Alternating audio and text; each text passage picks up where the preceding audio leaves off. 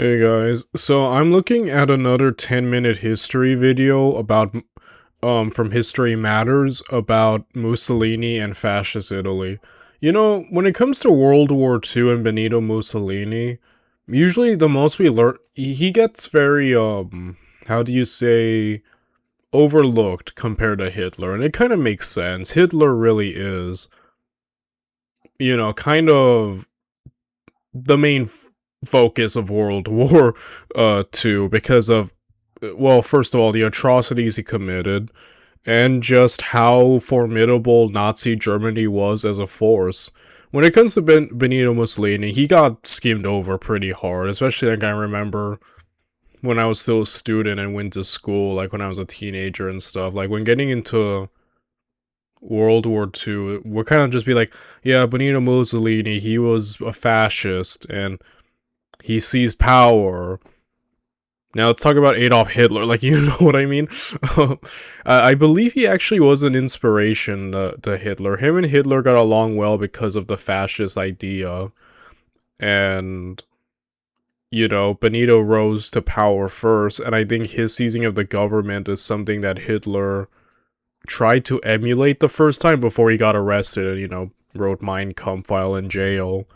But, Benito Mussolini and Hitler were allies, but then during World War II, as we know, Germany had a carry for their side, and then Benito Mussolini's and Italy's failures are really highlighted in World War II, like their conquest, like their failed invasion of Greece and stuff is a pretty big example of you know of their failure and not being able to pull their own weight. Well, Hitler had to carry, and to be fair, Germany had to carry in the First World War One, as well. So, yeah, I think from then on, people just see Benito Mussolini as just a thug of Hitler, like a goon, and not even like a good one at that. Um, Point is, like, yeah, he's kind of treated, he's kind of overlooked, and he's kind of treated more as a joke during the war, as Hitler gets all the attention and Benito Mussolini's basically his sidekick. That's usually the way he's kind of portrayed, but I think there's definitely way more to it, and I'm really looking forward to watching this history to get a better look at him.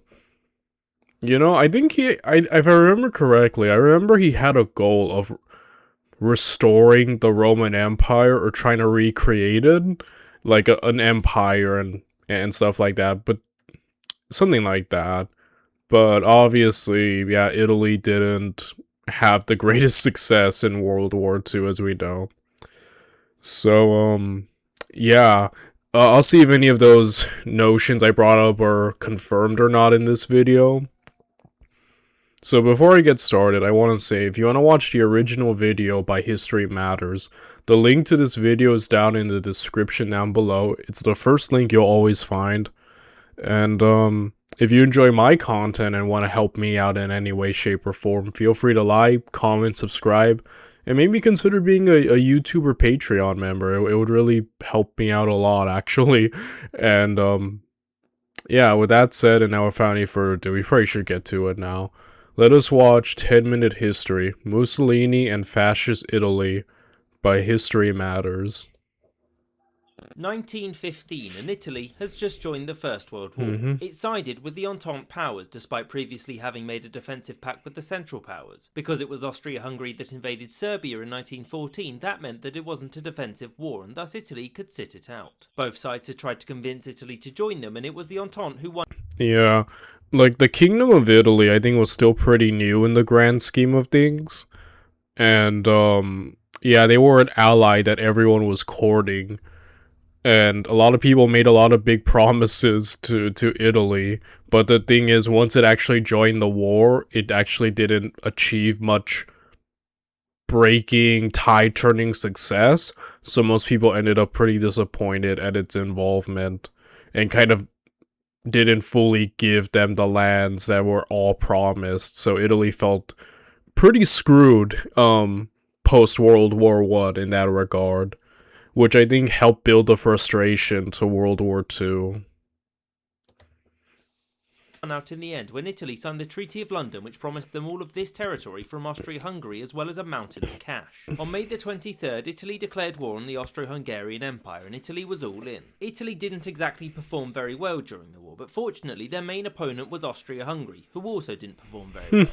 In late 1917 came Italy's greatest defeat during the war, the Battle of Caporetto. This saw the Central Powers push this far into Italy, thus threatening Venice and also seeing 300,000 Italian casualties. In order to raise morale, the Liberal government promised soldiers loads of things like the vote and free land. Anyway, Austro-Hungarian successes in the war, just like in everything else, didn't last. In November 1918, the Battle of Vittorio Veneto began, which saw the collapse of the Austro-Hungarian army and the end of the war on the Italian front. A week after this victory, the First World War was over and Italy was free to celebrate and gain the lands the Allies had promised them, or at least they'd hoped. During the Paris Peace Conference, the Italians demanded what they had been promised plus a little bit more. The Allies said no and instead gave these areas to Italy and the rest of the promised territories to the new Kingdom of Yugoslavia. Many Italians felt that this was a gross betrayal by the rest of the Entente, and this became known as the Vittoria Mutilata, the mutilated victory. The displeasure at the post-war settlement came to a head when Gabriele D'Annunzio led a group of armed Italian nationalists to the city of Fiume and occupied it. They wanted Italy to annex it, but the government refused. As such, it was declared to be a free state, but after the Italian navy blockaded the city, D'Annunzio surrendered. To make matters worse, the post-war economy was in ruins, and since all of the soldiers had been demobilised and many of the wartime factories were closed, unemployment skyrocketed. Also, the promise of land to the soldiers wasn't honoured, but they did get the vote. All of this disappointment surrounding the outcome of the war, combined with the economic downturn, meant that people became much more extreme in their demands. This led to what's known as the Red Biennium, which saw 2 years of increased support for socialist parties, greater industrial action, some of which was quite violent, and even calls for revolution like that in Russia. These more radical socialists were quite frightening to many Italians, and to prevent them from gaining power, some turned to a new group, the Fascists, led by a certain Benito Mussolini. Mussolini had previously himself been a socialist, but he was kicked out of the party when he supported Italian entry into World War I.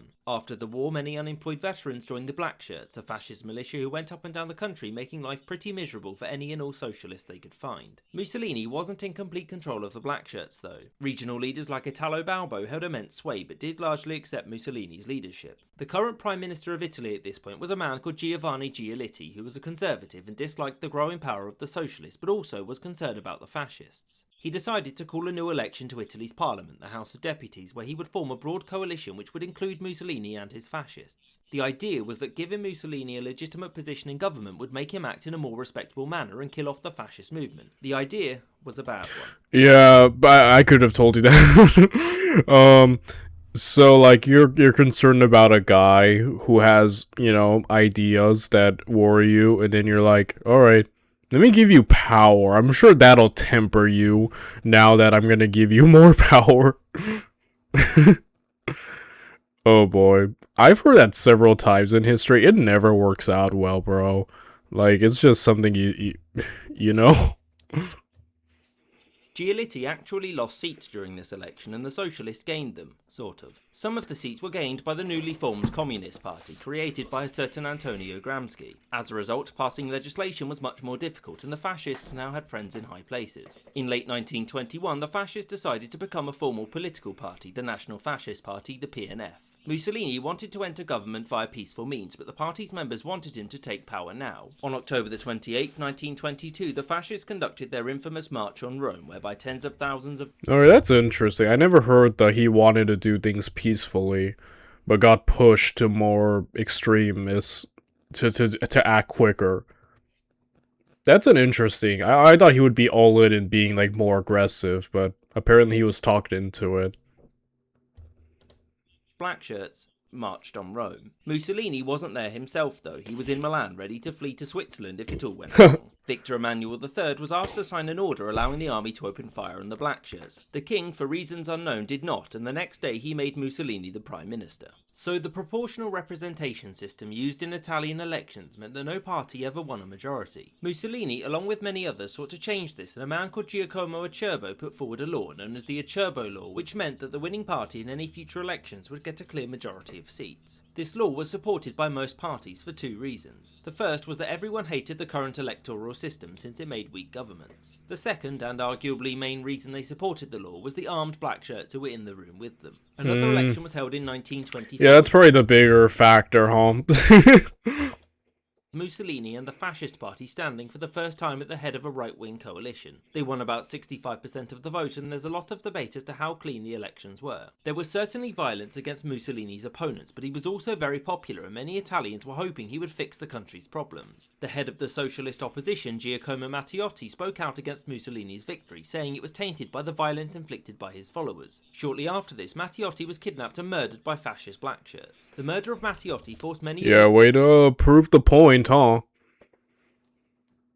Boy. Yeah, this is really interesting. Like I said, Benito Mussolini gets very shafted in World War II. Obviously just being portrayed as a lackey to Hitler and just kind of kind of overlooked in favor of studying Hitler and the Nazis, which I get for sure, definitely, but I think it's really cool to at least see more of this in depth. You get me?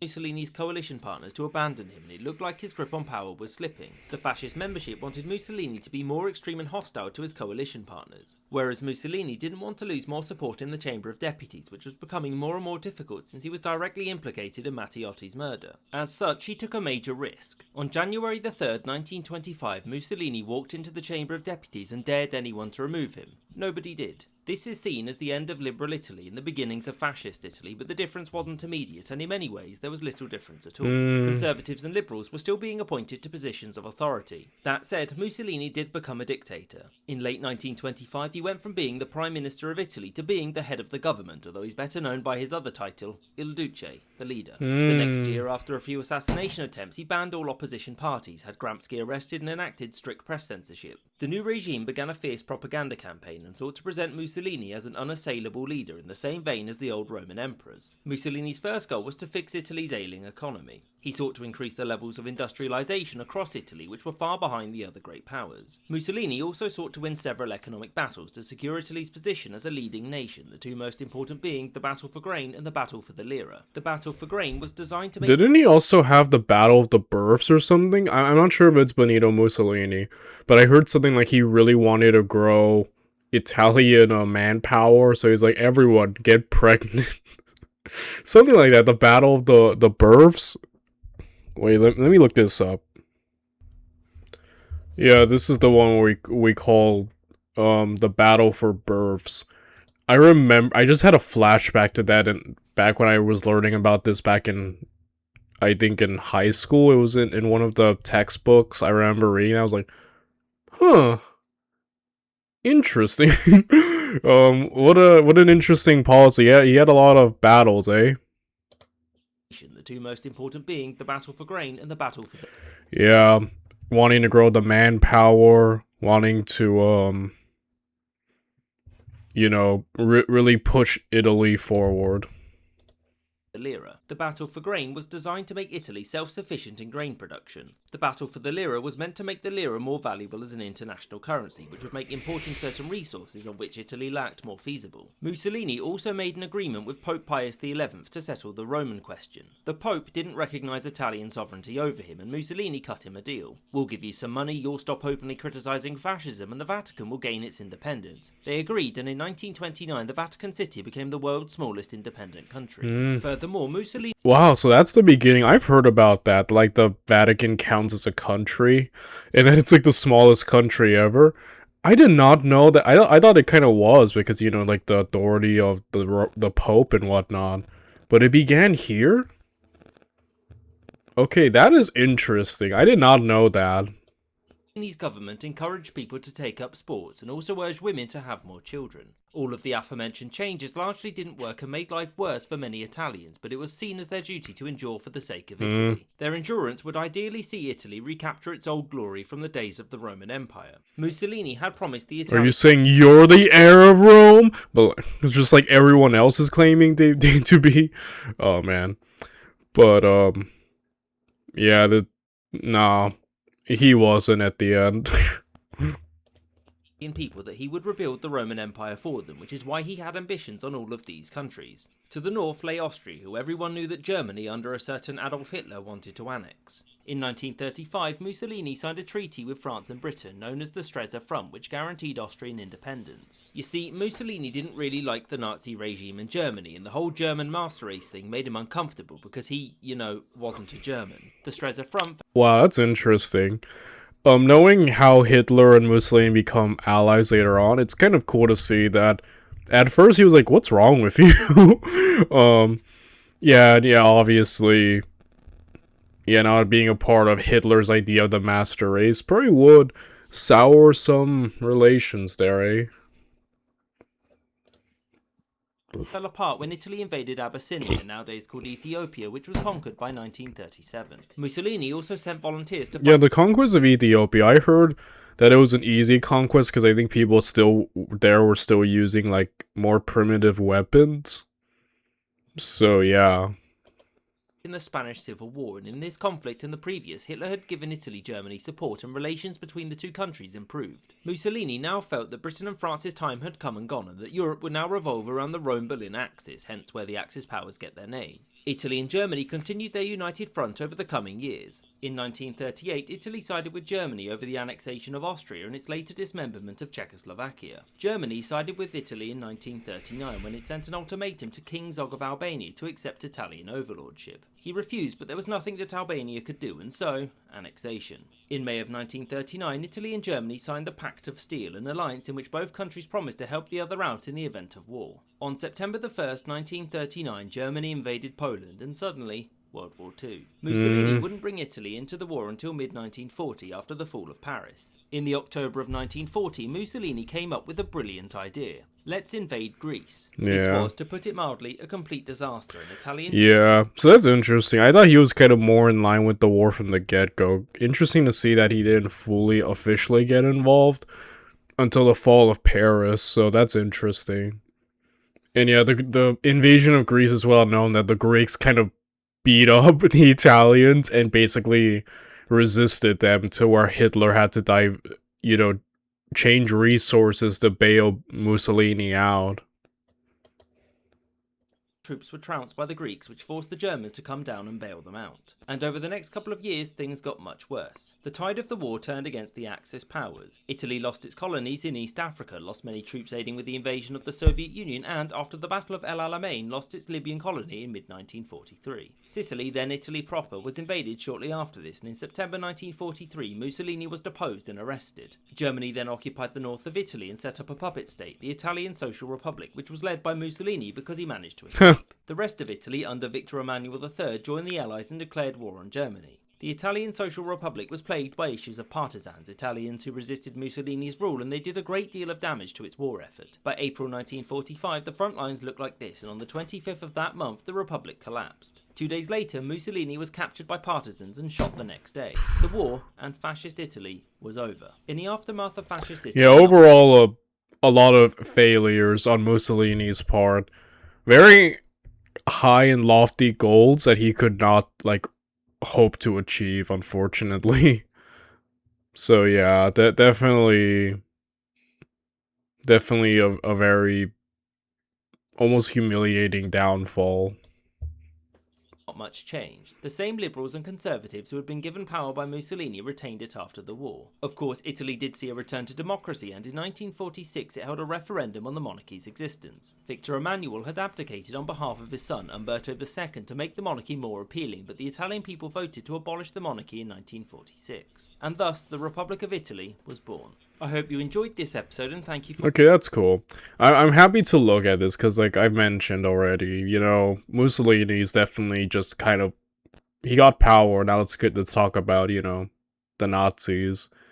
And, yeah, a lot of his ideas and his goals, didn't turn out so hot at the end. And, a new Rome, he certainly was not. But I'm happy to have gotten a better look at what was going on around here. And overall, yeah, another great video from History Matters. Definitely one of my favorite YouTubers to watch, because I like how he just breaks everything down so quickly. I really appreciate that. And very simply, for even someone like me could grasp. So, yeah, I'm gonna end the video right here, and yeah, another great video.